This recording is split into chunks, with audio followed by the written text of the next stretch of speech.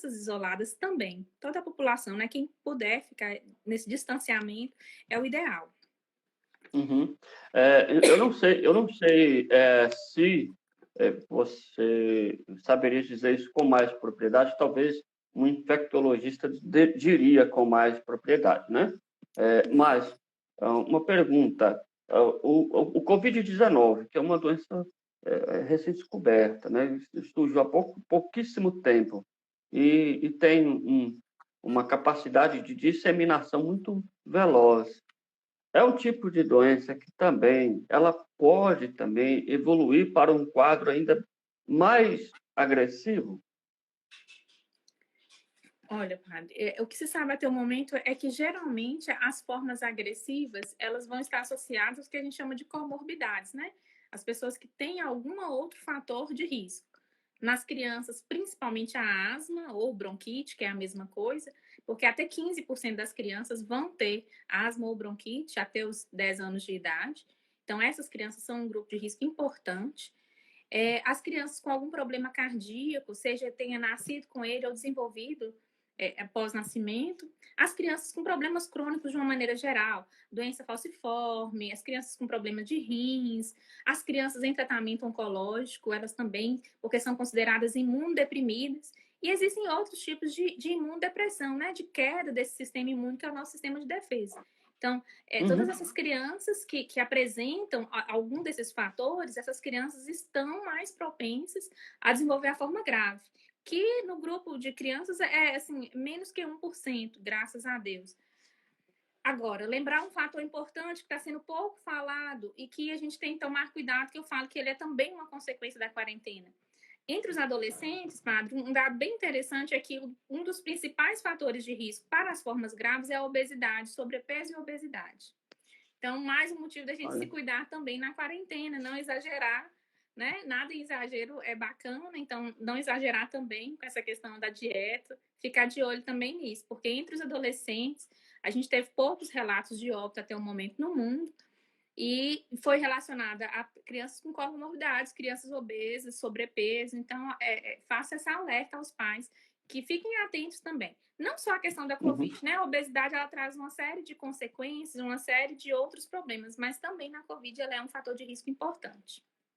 sim. É uma E, coisa que... sim, pode Pode falar. falar. Mas uma coisa que essa pandemia, ela trouxe uma necessidade de uma revisão dos nossos comportamentos, Sim. né? Pais e mães de família, por exemplo, devem educar muito seus filhos e filhas a realmente ter o cuidado com a higienização. Costumo com lavar as mãos, lavar direitinho as mãos, ter que tomar cuidado com muita coisa. Claro que criança é muito difícil você controlar, né? Tem coisa que é difícil. Criança, às vezes, dependendo da idade dela, ela fica brincando muito com terra, quer correr, suja, rola no chão, faz um monte de coisa. Mas é muito importante também que se tenha a possibilidade de criar diálogo com as crianças para educá-las para essa higienização, que é um princípio básico para evitar qualquer tipo de contágio, sobretudo agora, né? Exatamente, padre. A fala do senhor é muito pertinente. A gente tem uma dificuldade muito grande em controlar as crianças, como o senhor bem disse. Eu tenho um filho de 3 anos e experimento exatamente isso aí como mãe. Ele pega em tudo, leva tudo à boca e é difícil controlar. Então, é difícil a gente. Então, assim, uma recomendação que a gente faz agora nesse período é que os pais tenham esse cuidado de estar conversando com as crianças com a linguagem deles, com a linguagem que ele entenda, explicar que existe, por exemplo, meu filho de 3 anos eu expliquei dessa maneira, existe um bichinho, ele é invisível, está à solta, por isso que a gente não pode ir para a escola, não pode ir na casa da vovó, não pode ir no shopping, depois quando ele for embora a gente vai voltar a fazer isso, porque assim, a gente Uhum, preocupa muito com essa questão da ansiedade, da preocupação, da insônia dos adultos, mas as crianças também experimentam algum tipo de ansiedade com esse tédio da pandemia, de ficar dentro de casa.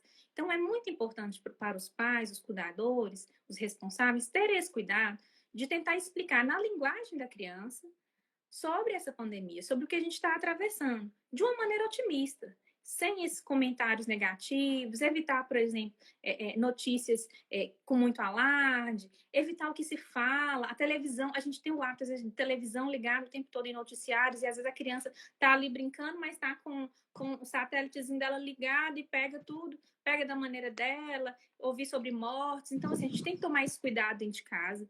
Televisão, o que se fala, o que se conversa, porque as crianças vão absorvendo aquilo.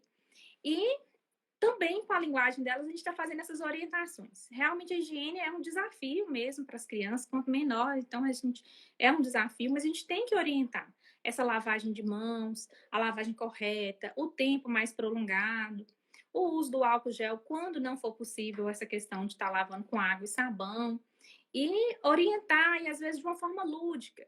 Por exemplo, a gente vai falar daqui a pouco sobre o uso de máscaras. Então, seria uma forma lúdica, por exemplo, a criança entender, além dos pais usarem, a gente personalizar a máscara, colocar, por exemplo, no urso de pelúcia para a criança entender, mostrar foto, por exemplo, na internet, de outras crianças que estão usando máscara, para tentar fazer a criança aderir àquele hábito, se for necessário.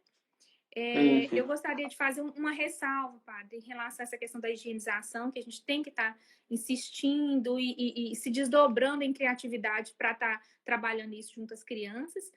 E a questão do É. álcool gel, ou mesmo álcool em outras formas, o cuidado que se deve ter.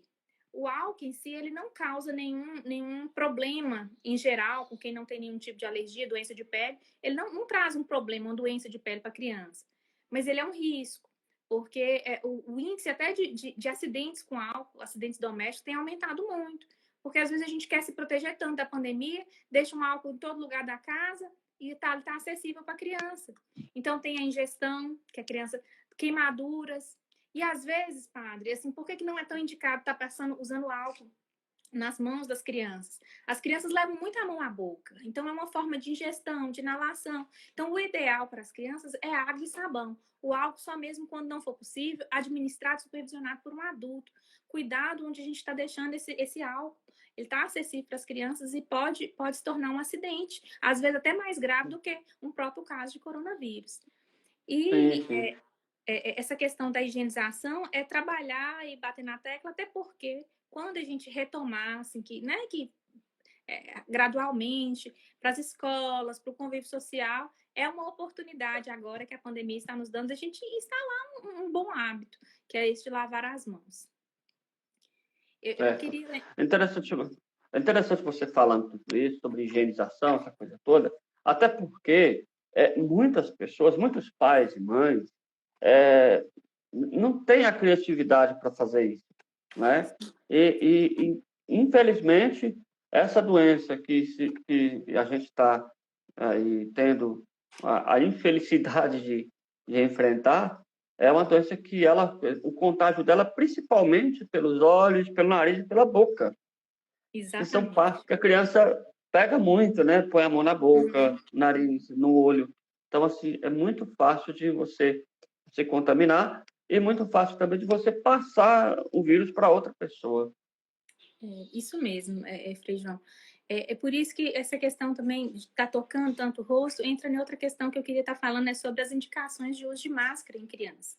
A gente vê alguns municípios e estados do Brasil já colocando como obrigatória a questão do uso de máscara na rua, no supermercado. Para as crianças abaixo de 2 anos, elas estão contraindicadas, porque existe um risco de asfixia, mesmo as máscaras domésticas. E, além disso, as crianças podem babar com muita frequência, aquilo ali irritar, incomodar, gerar uma dermatite, uma irritação ao redor da boca e nariz. E são crianças que tocam muito o rosto. Então, assim, às vezes a máscara vai ser um fator carreador do vírus. Porque a criança toca a máscara, toca o rosto. São crianças que não têm esse controle, esse entendimento ainda para estar usando máscara. E acima dessa Uhum. idade, de 2 anos, a gente deve usar máscara se for realmente necessário o convívio da criança para algum lugar. Eu tenho que levar numa consulta. Meu filho já tem algum problema de saúde, eu tenho que levar numa consulta.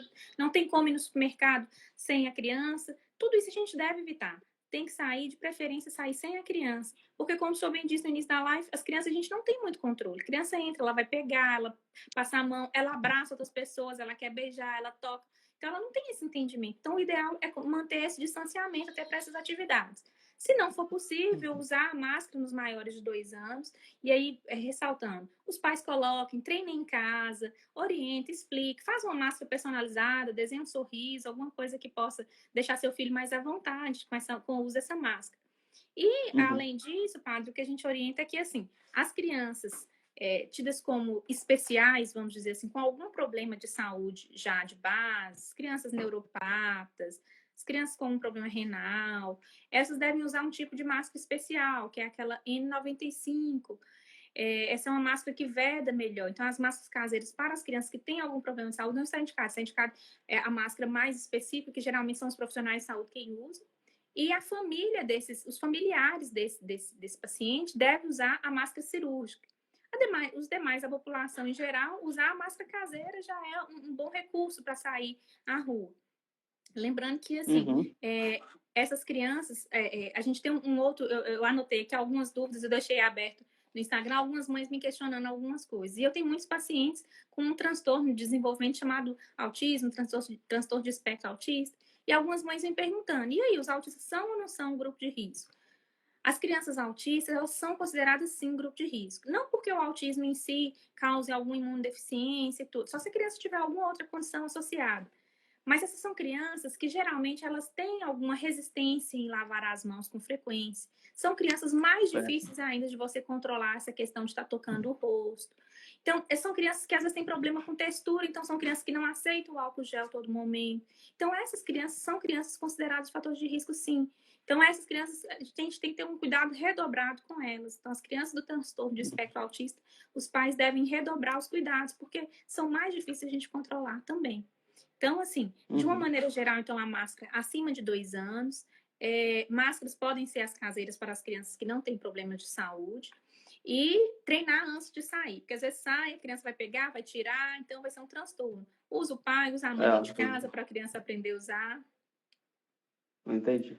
É uma grande dificuldade, realmente. Até porque vem daquela questão da cultura que a gente não tem.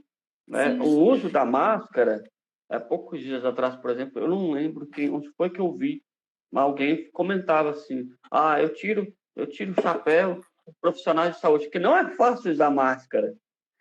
Parece que vai sufocando, é difícil, né? Até adultos, tem adultos que têm dificuldade em usar máscara, né? Então, exatamente, não é uma coisa tão tranquila. É difícil, né? Incomoda, coça, esquenta, incomoda. Mas é treino também. Com o tempo a gente vai se acostumando. Mas eu imagino que para as crianças mais ainda, né? A gente tem que usar de toda a artimanha lúdica que for possível, empoderar mesmo as crianças. Olha, porque os super-heróis agora estão usando máscaras, então você vai usar porque você é muito corajoso, como super-herói, como Superman, Homem-Aranha e etc. Mas a gente tem que insistir nisso aí. Mas às vezes é muito complicado. Então, assim, a melhor estratégia, ao meu ver, até como mãe, é tentar evitar o contato social. Não ter que sair com as crianças, porque aí é mais fácil. Agora é muito importante que nós, adultos, possamos dar o exemplo, né? Que essas crianças estão percebendo que os adultos estão usando, e aí, se elas são educadas para isso, aí a facilidade é maior para poder convencer a criança a poder usar também. Exatamente, padre. Isso é uma coisa tão forte assim, na pediatria, no cuidado com as crianças, de que o exemplo arrasta, que muitas vezes a gente atende em consultório os pais com essa demanda, mas meu filho não faz o que eu falo, a minha orientação, ele não segue, ele dá birra. O que eu faço? Dê o exemplo. É assim na alimentação, é assim no hábito de higiene, faça você. É tira e queda. Com o tempo, a criança, daqui a pouco, já está ali imitando a gente. Porque, como eu disse, eles têm um radar, assim, um sensor, para estar captando tudo que está perto da gente. Às vezes ele não está te escutando, mas ele está te observando. Então, tudo que você, como pai, como mãe, os professores, quem está mais próximo, né? A família, os avós, está ali próximo, percebem, ele vai estar acompanhando também. Então, é muito importante essa questão do exemplo. Então, a gente não adianta impor para o filho, você vai usar máscara, você tem que lavar a mão, se eu não estou fazendo, se eu não estou demonstrando, se eu não estou a todo momento lembrando com a minha atitude. Então, é muito importante isso mesmo. Frei João, eu queria ressaltar um outro ponto importante, que algumas mães também me perguntaram sobre essa questão da Covid. Quais são as manifestações da criança? É diferente? O que eu tenho que preocupar? não é frequente, mas e aí, se acontecer? Bom, eu queria lembrar que entre as crianças o que é mais frequente é febre e tosse. Geralmente, esse pequeno número de 3% das crianças que vão ter os casos mais graves, que vão ter vão abrir os sintomas com febre e tosse. Só uma pequena quantidade que já abre com a falta de ar, de espineia que a gente trata. Então, assim, fique atento. No grupo infantil também e de adolescentes, é mais comum também a questão de sintomas gastrointestinais, que nos adultos e idosos às vezes não é muito frequente. Mas vômitos, diarreia também podem fazer parte do quadro da virose, né, nas crianças. Então, às vezes, pode também, junto com esses sintomas gripais, respiratórios que a gente fala, também ter um quadro gastrointestinal. Talvez porque essa enzima que está sendo estudada, ela também, a gente tem ela no intestino e as crianças têm, né, uma receptividade maior no intestino, então talvez elas tenham essa manifestação por isso. Mas tudo é muito novo, são possibilidades ainda que a ciência está investigando ainda. Com a criança ainda um pouco mais difícil, até por esse detalhe, porque os sintomas, né, que se manifestam, aí, veja bem, quando a criança pega uma gripe, né, vamos dizer que nesse período de quarentena pega uma gripe, aí o pai fica sem saber, e agora? É uma gripe comum, ou uma H1N1, ou é uma Covid-19? Aí fica sem saber muito, né? E aí tem que acompanhar o tempo todo, porque a criança manifesta as dores e os sintomas, mas não tem como a gente saber exatamente qual é o problema que ela tem. Por isso é que a atenção do pai tem que ser mais redobrada ainda, para saber o que está acontecendo. E é claro que, se na medida do possível, acompanhar com um especialista para poder cuidar da criança, né? Exatamente, Freijão, é isso mesmo. São sintomas assim que a gente fala inespecíficos, podem ser qualquer outra virose, e esse período agora de outono, inverno, é um período que a gente tem muitas outras viroses, uma incidência alta das outras viroses respiratórias também. O pouco número de testes que está existindo, tanto na rede privada quanto na rede pública, principalmente na rede pública, eles estão tentando triar para os casos que têm já algum contato confirmado, ou as formas graves, né? Claro que estão internados, mas assim, alguém com sintomas gripais e que teve um contato com um caso confirmado. Porque só o sintoma gripal sem o contato pode ser muitas outras viroses que são mais frequentes no nosso meio. Por exemplo, a influenza. Então, assim, e outros que são mais frequentes, graças a Deus, do que o Covid. Então, realmente, não, pelo critério clínico apenas, é muito difícil separar, é muito difícil discernir e falar assim, é isso ou é aquilo. A Covid realmente é exame laboratorial para a gente estar fazendo diagnóstico mesmo. De qualquer maneira, então, serve para todo mundo, inclusive para nós adultos, a recomendação do isolamento social e, claro, manifestando qualquer quadro de sintomático, como gripe, tosse, dores no corpo, aí é importante ficar no isolamento e aí, se possível, procure para poder fazer o exame, mas ficar no isolamento, né? Para poder cuidar exatamente, porque de repente pode ser só uma gripe comum que passa, né? Exatamente. A recomendação é essa mesmo, que sintomas gripais, assim como os adultos, idosos, sem agravante, sem falta de ar, sem uma prostração importante, é manter esse isolamento em casa. E isso em casa, se houver só uma pessoa da família com sintomas gripais, essa pessoa idealmente deve ficar isolada, se for possível, num quarto, usar um banheiro separado, se for possível. Se não for possível, estar higienizando aquele banheiro, os talheres, tudo com álcool gel após o álcool líquido após aquela pessoa com sintomas gripais ter usado. Então, separar talher, copo, porque tudo isso é uma forma de transmissão. Porque sem o exame laboratorial não dá para saber, então pode ser uma outra forma, uma outra doença gripal ou a mesma Covid. Certo. O exame demora quanto tempo para a gente ter acesso ao resultado do exame? Quanto tempo demora? Pois é, e isso é muito variável, sabe, Frei? Porque depende do laboratório e depende do tipo de exame. A gente tem 2 exames disponíveis, um chamado teste rápido, que sai em 5 a 30 minutos, E esse teste rápido, ele vai detectar já os anticorpos, a nossa defesa contra o vírus. Então, se eu tive o contato com o vírus, o meu organismo vai produzir um tipo de defesa. Então, é um tipo de teste, por exemplo, que só serve depois de um tempo de sintoma. Então, depois de 6 dias, em média, 7 dias. Porque de imediato que eu tive o contato ontem, se eu dosar hoje, eu ainda não produzi defesa que esse teste que vai estar aferindo, que são os meus anticorpos. E tem a pesquisa direta do vírus, que a gente chama de reação de cadeia em polimerase, ou PCR. Esse tipo, geralmente, a gente consegue nos dias mais precoces, né, no mais próximo do contágio, mas ele é um tipo de teste que geralmente sobrecarga demais nesses laboratórios de referência em grandes centros, em Belo Horizonte, São Paulo. Ele geralmente demora 5 dias, mas está demorando até 15 dias, por causa dessa sobrecarga agora. O teste rápido não, é imediato ali, meia hora no máximo sai o resultado. Mas a disponibilidade desses testes, até na rede privada, tem sido bem limitada. Certo. Então, o exame que acontece, ele demora o resultado, não é nem tanto por causa da eficácia do resultado, mas é por causa da demanda de resultados que tem para fazer. É isso? Isso mesmo, Frei.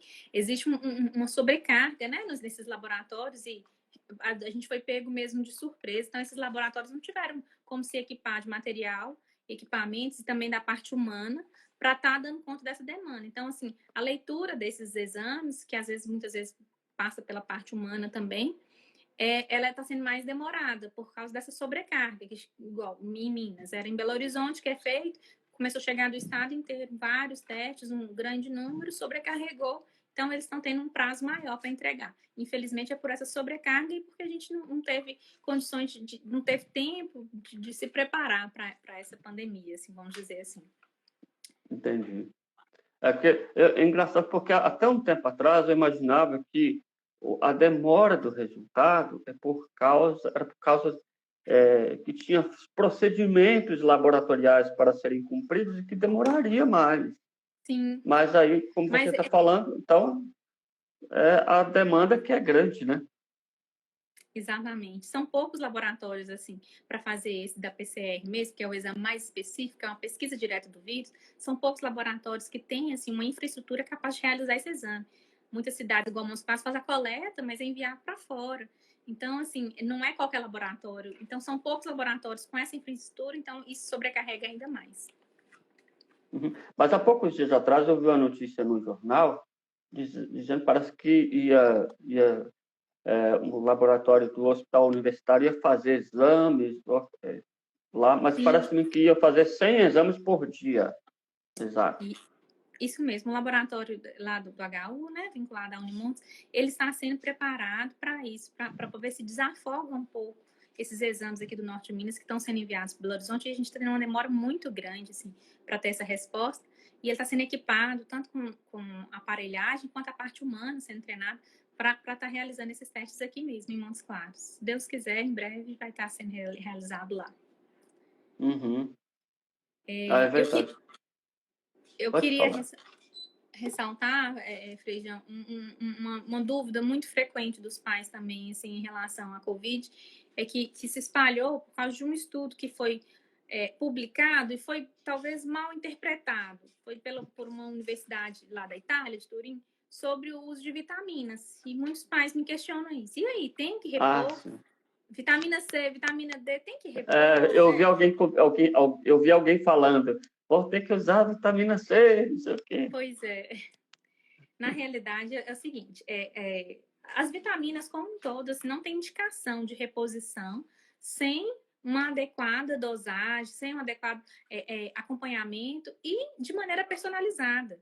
A mesma dosagem que, eventualmente, uma pessoa que está com deficiência não é ao outro nível de deficiência do outro, o outro já está com um nível suficiente dessa vitamina. Então, assim, como regra, não tem indicação da gente repor vitamina nenhuma para as crianças. A não ser que, um caso específico, aquela criança foi, fez o exame dela, né, está com deficiência de tal vitamina, o médico passou naquela dose por tanto tempo essa reposição, que geralmente também vem acompanhada de uma orientação alimentar ou de algum outro hábito. Mas, como maneira geral, a vitamina D em si, ela tem inúmeros benefícios quando a gente tem um nível adequado, inclusive um papel que a gente chama assim, de imunomodulador, que seria um auxílio no nosso sistema imune, mas não é repor não é suplementar de maneira indiscriminada para as crianças, não tem essa indicação. O que se observou nesse estudo da Itália foi que talvez foi mal interpretado, foi que, assim, o que acontece? Lá, eles dosaram nas formas graves. Os pacientes com formas graves pareciam ter uma deficiência da vitamina D. Por quê, então? Assim, o que estava acontecendo, então?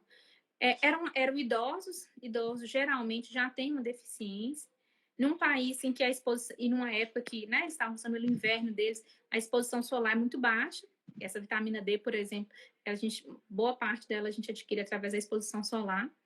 Então, idosos já têm a deficiência, que eram as formas mais graves, num país que não tem tanto, que não é tropical igual o nosso, e numa época de inverno. Então, assim, talvez foi só um fator de coincidência aqueles idosos estarem já com a vitamina D mais baixa e evoluírem para formas mais graves. Então, não tem indicação, nem vitamina C, D, nenhuma outra vitamina de maneira indiscriminada. Claro que cada um fizer a dosagem com seu médico de acompanhamento, e repor é outra coisa, mas como rotina para prevenir uma forma grave de Covid, infelizmente, no momento, a prevenção é apenas a questão do distanciamento social e as medidas de higienização de mãos, uso de máscara quando houver indicação, é apenas isso para o grupo etário das crianças. Entendi. Também nesse período agora aqui no Brasil, alguém fez comentário aqui, colocou um comentário aqui agora, na live, aí acrescentou ainda uma outra problemática que é comum nesse período aqui no Brasil, que é a dengue, né? Que tem muita gente que tem sintomas muitos, um pouco assim, algumas coisas são semelhantes a uma gripe, né? Tem alguns sintomas. Então tem que tomar muito cuidado também com relação a isso, porque às vezes as pessoas fazem confusão com esses sintomas que tem de gripe, de dengue, e aí ainda vem a Covid-19, então é preciso realmente tomar muito cuidado e, acima de tudo, não custa nada pedir às pessoas que cuidem do seu quintal, não deixem objetos expostos para acumular o mosquito transmissor da dengue, né? Então, esse período de isolamento é importante cada um também cuidar da sua casa, não deixar nada que possa acumular água e, assim, aumentar o mosquito da dengue, né?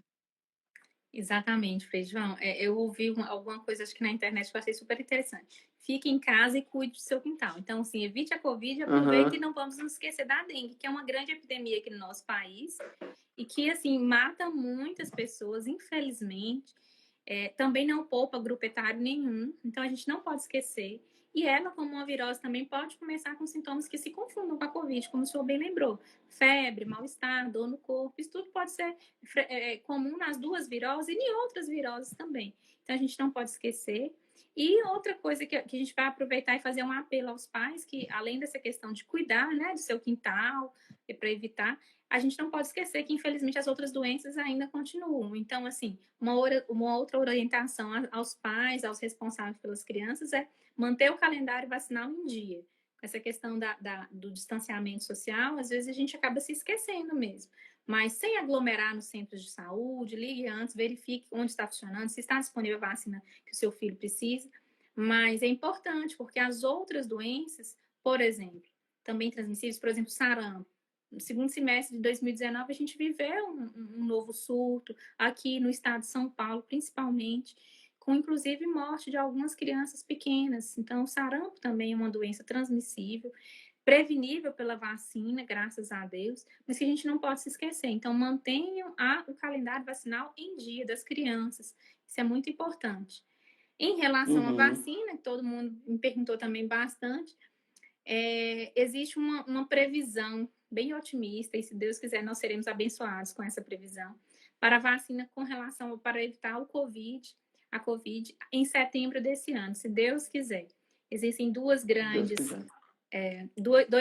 assim, laboratórios produtores, que é a Sanofi e a GSK, que se uniram. Graças a Deus, a pandemia, a gente viu muita coisa bacana com a pandemia. Uma delas foi esse, dois gigantes assim, da indústria farmacêutica concorrentes se uniram porque uma vacina, para ela chegar no mercado, em média 10 anos de pesquisas, de cada etapa, e agora, como se trata de uma pandemia que, né, não poupou praticamente continente nenhum, país nenhum praticamente, eles estão realizando as etapas em paralelo para evitar, para ganhar tempo. E aí 2 grandes laboratórios se uniram e, se Deus quiser, no segundo semestre desse ano a gente tem a vacina. Vai ser um Que alívio bom. muito grande, principalmente para os grupos de risco, os idosos, e a gente não vê a hora desse momento chegar. Colocar É também muito importante. isso nas nossas orações, se se desenvolva logo, e que seja Sim, segura e claro. eficaz, que seja acessível. Os governos assim, se empenhem nisso, porque talvez a luz no fim do túnel, assim, em relação a essa pandemia. A gente está muito confiante, assim, o meio